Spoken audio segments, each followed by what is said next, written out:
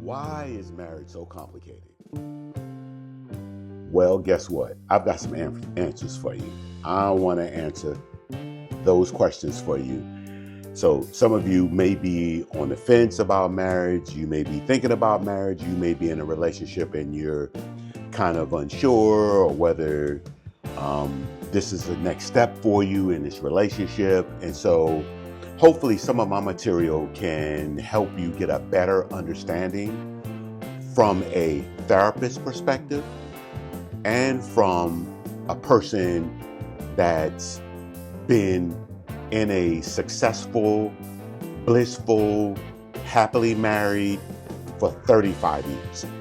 Okay? And so I'm not speaking to you from theory. I'm speaking to you, I can speak theory, but I can also speak practical application from my own experience.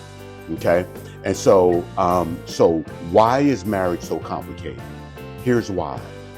Number one is because of childhood. So we like to minimize our childhood. So did you grow up in a single parent household? Did you grow up in a two-parent household?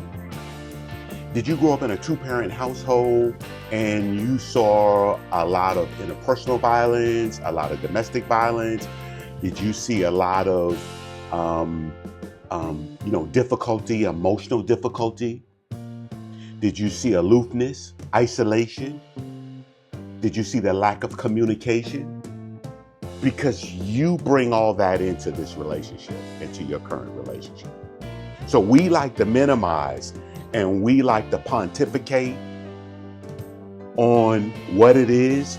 We do a great job at identifying, but we do a poor job at resolving. If we could resolve, then we wouldn't need therapists and coaches, right? Because you could resolve it yourself. It's one thing to identify, it's something else to be able to manage it, okay?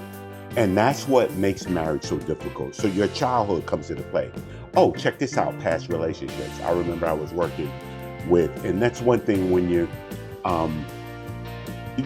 in our area, we have a lot of STEM, okay? So I live in, close to the Research Triangle Park area, and it's a heaven area where there's a lot of universities. I live in a 60-mile radius of at least 5 to 6, maybe close to 10 major universities.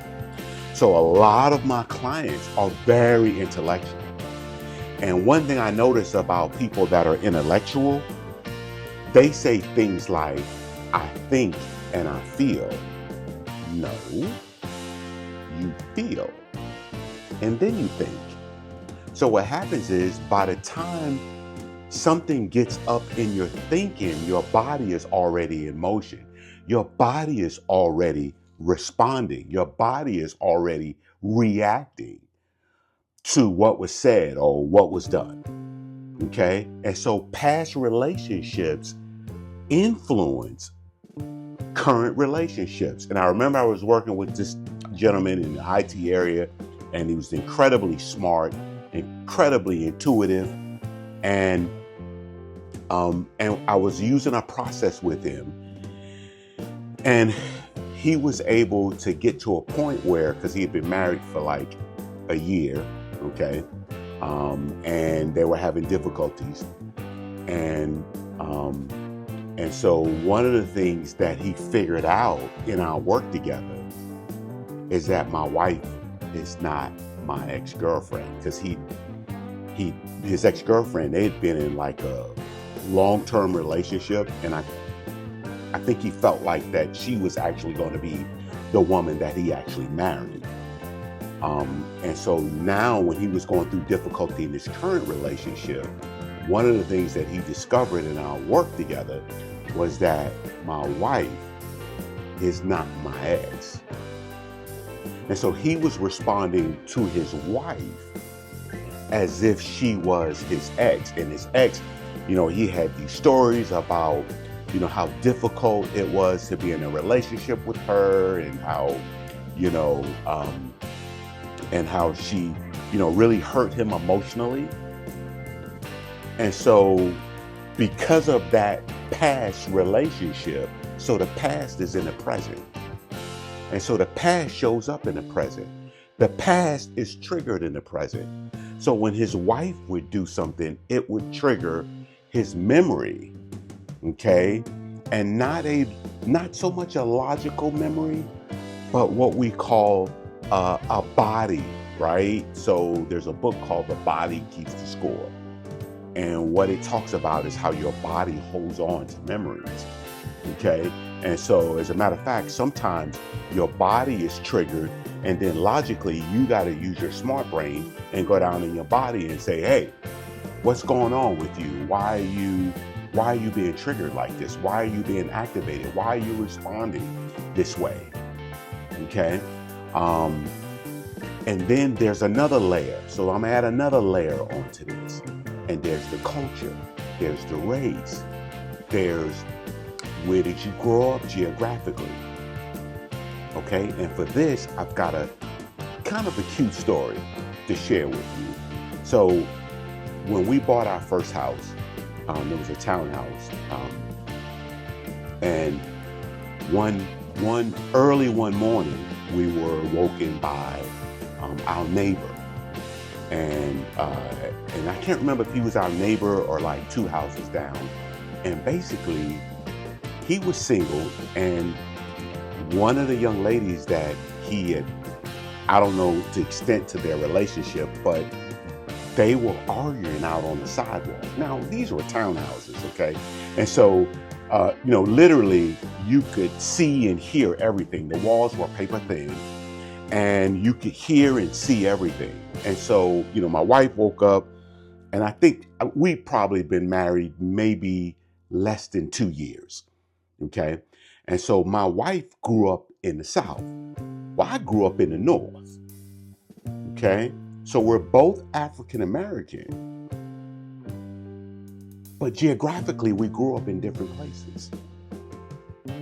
And so she said, oh my gosh, we got to do something.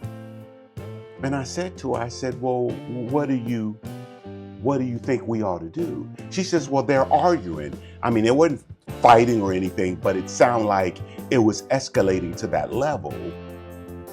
And she said, well, we got to do something. I said, well, we don't have to do anything. And she said, well, yes, we do. We need to call the police. I said, why? I think what we need to do is mind our business. Now, what was going on? Well, there was a culture clash, right? Because what you need to survive in the South may be different from what you need to survive in the North. So the way I grew up, you had a new neighbor every couple of years. I grew up in a transient area. I grew up in Jamaica, Queens. It's very transient. Okay, so your neighbor this month may not be your neighbor next month. So you mind your business. You didn't build a relationship with your neighbor. So you don't really know your neighbor. You see him, you throw your hand up, and you keep it moving. Well, for her, she grew up in the South. In the South, everybody knows everybody. Small town in South, everybody knows everybody. Auntie lives over in this house. Cousin lives over in this house.